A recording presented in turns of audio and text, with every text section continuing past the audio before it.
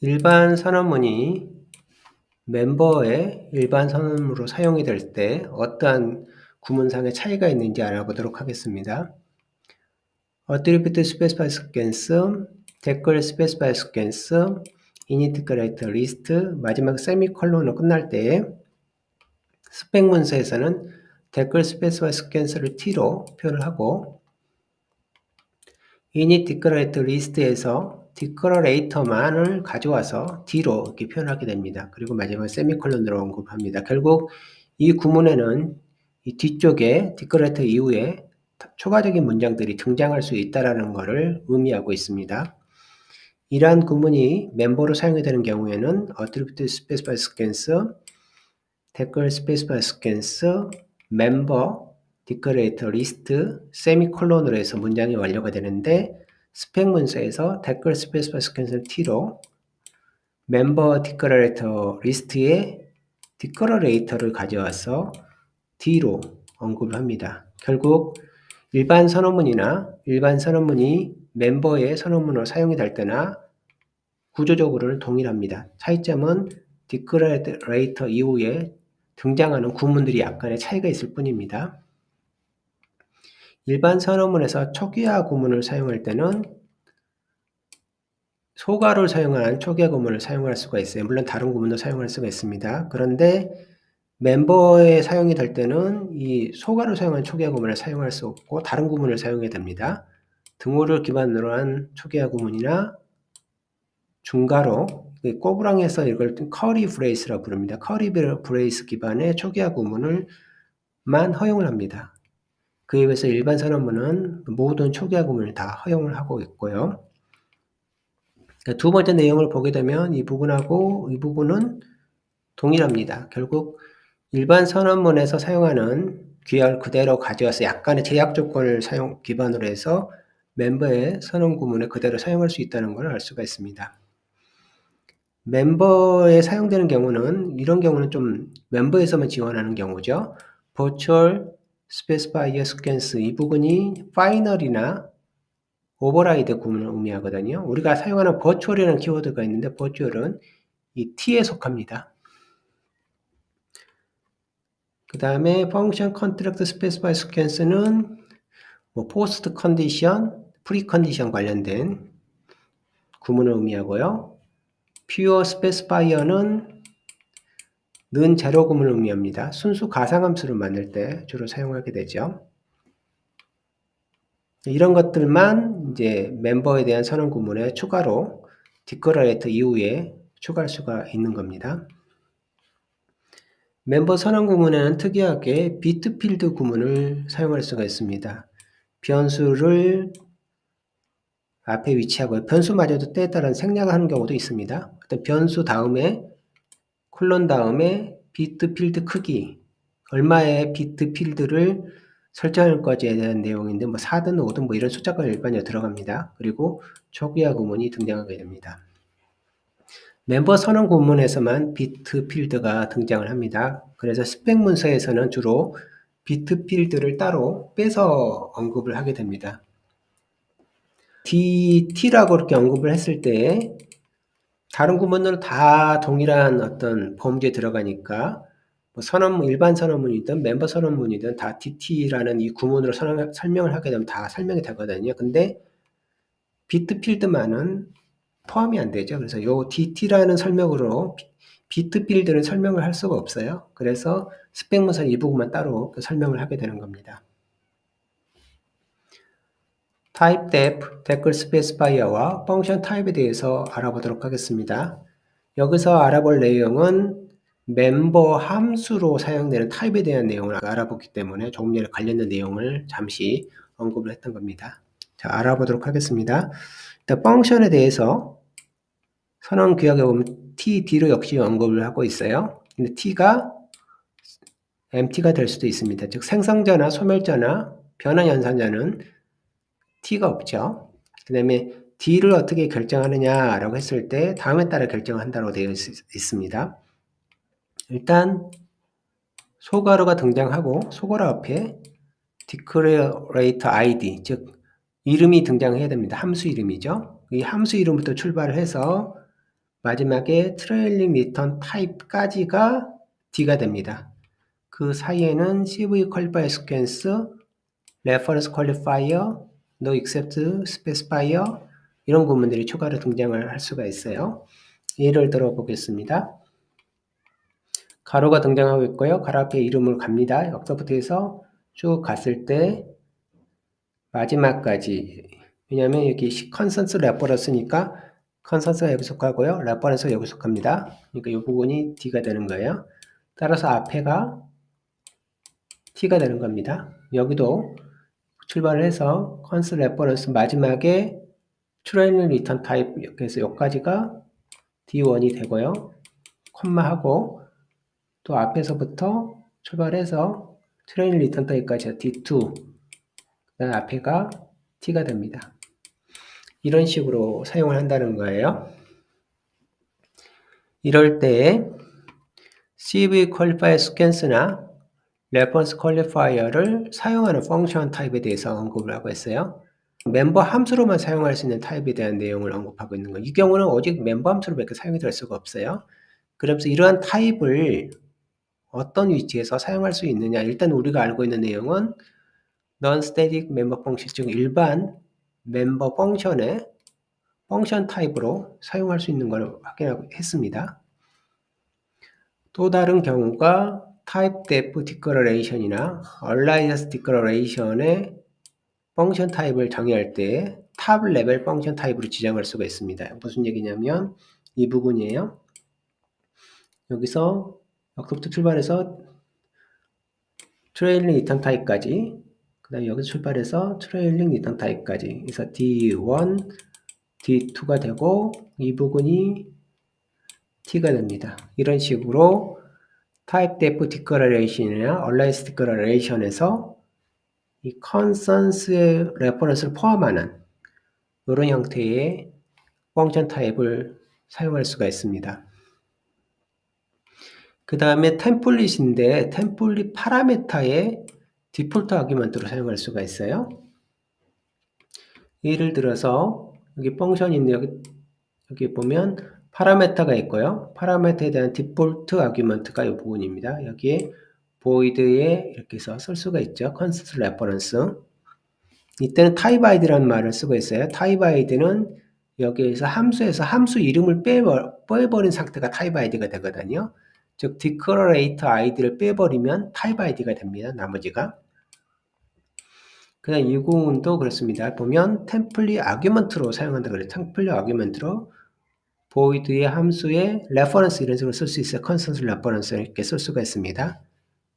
그 다음에 또 사용할 수 있는 위치가 여기 보면 reflect expression에서 있죠. 이 부분을 말하는데 이 박스에 두 개가 있는 이거를 reflect operator라고 부릅니다. 그리고 이 나머지에 있는 부분을 reflect operator에 대한 P-연산자라고 부르는데 이 P-연산자에 컨센스 레퍼런스를 쓸 수가 있어요. 이런 경우에 각각 뭘 쓸 수 있냐면 이 타입을 가져다 쓸 수 있습니다. 이러한 펑션 타입은 기본적으로 CV 퀄리파이드하고 레퍼런스 결합된 형태의 타입이거든요. 근데 이 타입에 대한 포인터를 만들 때는 어떤 규칙을 따라야 되냐면 포인터 투 멤버, 멤버에 대한 포인터 룰을 따라서 멤버에 대한 포인터라는 거는 요구를 말합니다. 포인터 투 멤버라는 요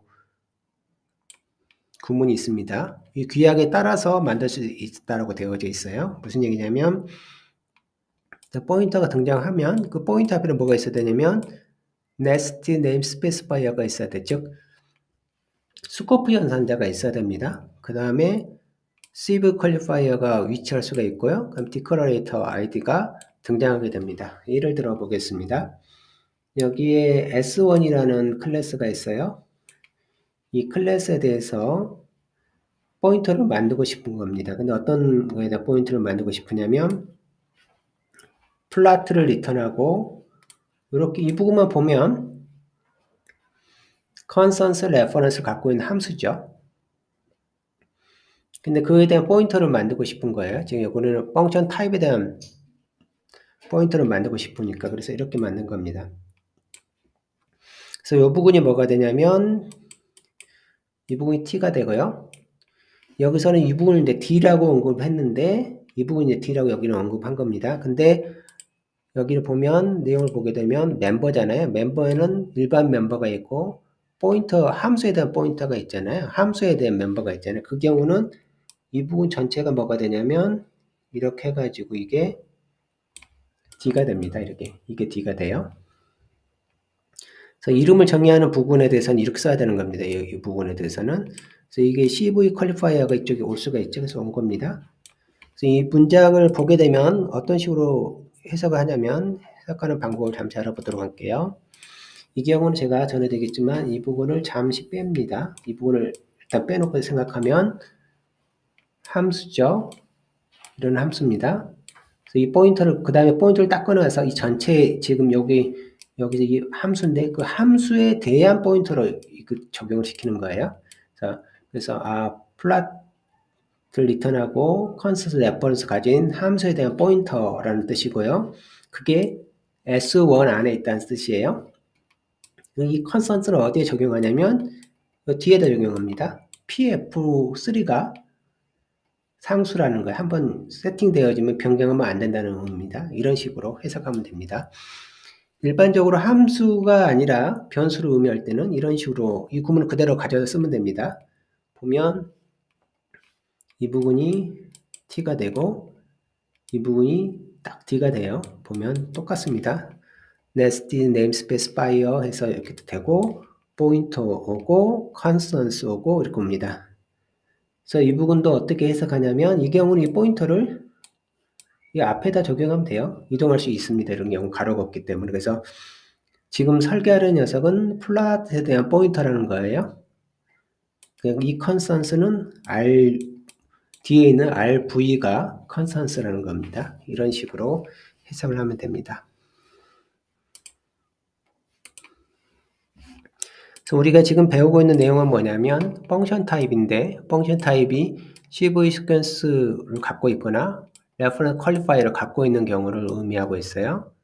근데 이 타입을 곧바로 쓰는 경우는 멤버 펑션으로 사용하는 경우가 있다고 했고 그 다음에 타입 def 구문에 등장할 수 있다고 했고 디폴트 아규먼트나 그 파라미터에 대한 템플릿 파라미터에 대한 템플릿 아규먼트에 대해 사용될 수 있고 레퍼런스에 대해서 그 다음에 리플렉트 오퍼레이트에 대한 피연산자를 사용할 수 있다고 했고 그 다음에 포인터를 언급을 했어요. 포인터 to 멤버 할 때 사용을 할 수 있다 이런 식으로 언급했는데 실제로는 타입 def하고 결합이 되어지게 되면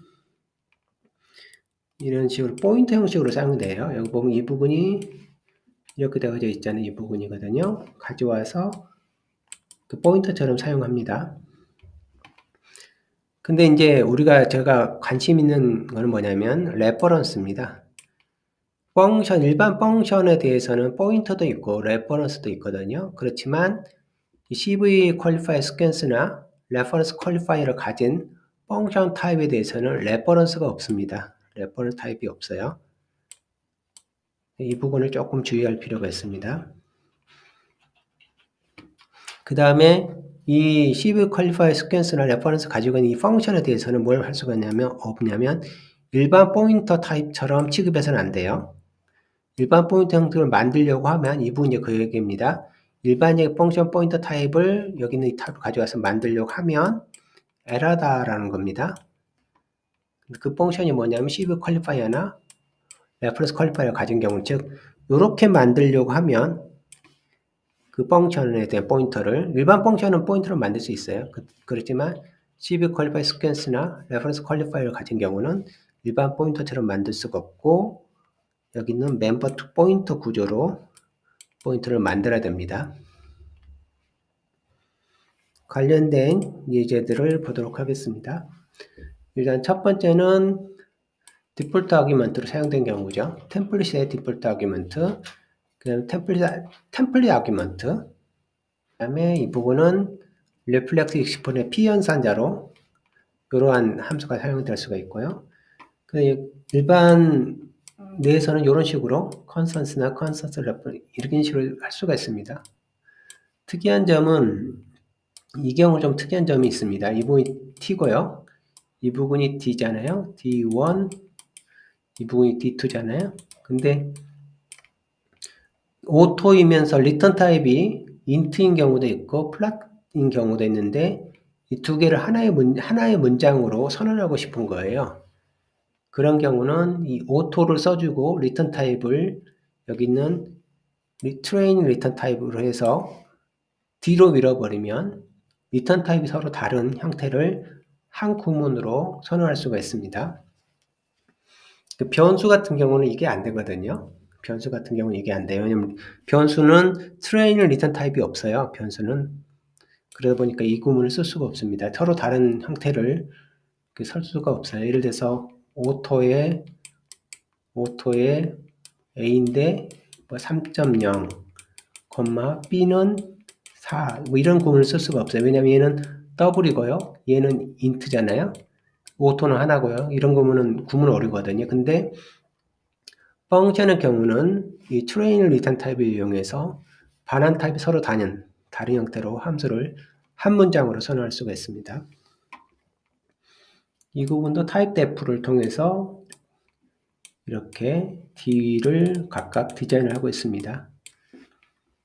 그리고 이렇게 선언된 구문을 가져다가 클래스 내에다가 좀 넣고 있어요. 그래서 F1 쓰게 되면 이게 그대로 와서 이런 구문이 만들어집니다. 선언이 되어지는 거예요. 이 부분도 T가 되고 D가 되는 겁니다.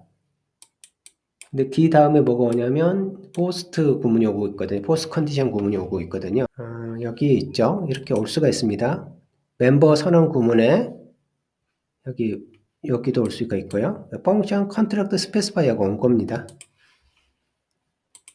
이렇게 올 수가 있어요. 그래서 실제 구문은 이렇게 만들어지고 여기서 여기까지가 D가 되죠.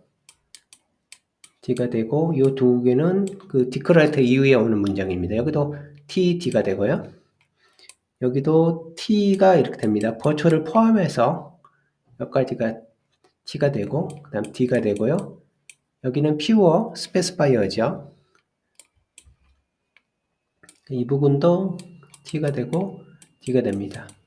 소멸자인데 T가 오는 경우에요. 버추얼이 T 위치에 딱 들어와 있는 경우입니다. 그러니까 이 부분도 D인데 멤버 함수에 대해서는 이 부분이 올 수 있잖아요. 버추얼 스페시파이 스캔스가 올 수 있잖아요. 그래서 위치에 오버라이드가 온 겁니다. 파이널도 올 수가 있고요. 이런 게 오게 되면 그대로 해서 구문으로 하면 T가 되고 이 부분이 D가 되고요. 디크레이터 이후에 오는 버추얼 스페시파이어입니다. 그 다음에 이런 식으로 사용할 수도 있습니다. 이 함수를 일반적으로 그 포인터 투 멤버 구문을 만들면 이런 식으로 좀 복잡한 형태가 만들어지거든요. 근데 이게 F라는 걸 함수인데 이런 식으로 변수처럼 이렇게 할 수도 있어요. 변수처럼 좀 동일한 구문인데 약간 달랐죠? 이거는 좀 복잡한데 F 자체를 펑션으로 두고 변수처럼 취급하면서 이렇게 취급할 수 있어요. 이 구문하고 요 위에 있는 구문하고 마지막에 있는 33번째 있는 구문은 서로 유사하죠. 보면은 변수 취급을 하기 때문에 가능합니다. 물론 이 안에도 컨스턴스가 들어갈 수가 있어요. 이 포인터 다음에도. 그 다음에 F는 일반 함수니까 이런 식으로 포인터든 선언이든 전역 공간에 이렇게 둘 수가 있는데 컨스턴스 레퍼런스가 달린 경우는 멤버 함수를 왜 이렇게 사용이 안 되잖아요. 그래서 멤버 함수를 전역 공간에 이렇게 선언하거나 일반 함수처럼 여기 있는 포인터 타입으로 일반 함수를 만들면 CV 퀄리파이어가 들어갔거나 레퍼런스가 들어간 함수 타입에 대해서는 에러가 됩니다.